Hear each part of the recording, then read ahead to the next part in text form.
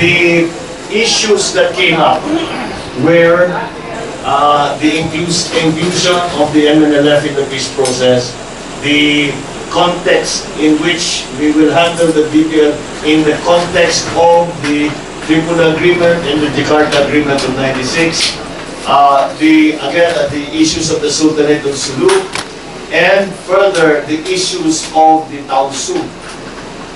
Because this is something that is little understood, I believe, by those of some of us in Manila.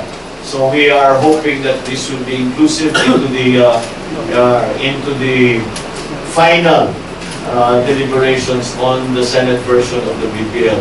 And finally, the point, as I said, that was made, that the local governments have not been consulted at any point in this process, and it is time that we consulted with them.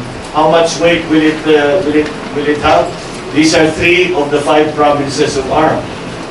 So they constitute the majority of provinces in ARM. So definitely their views, their opinions are very important.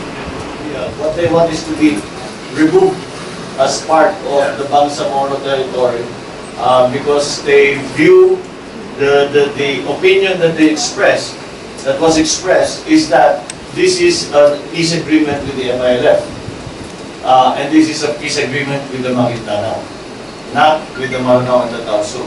And that's why they say we are not included, we should not be included because we did not have any part in this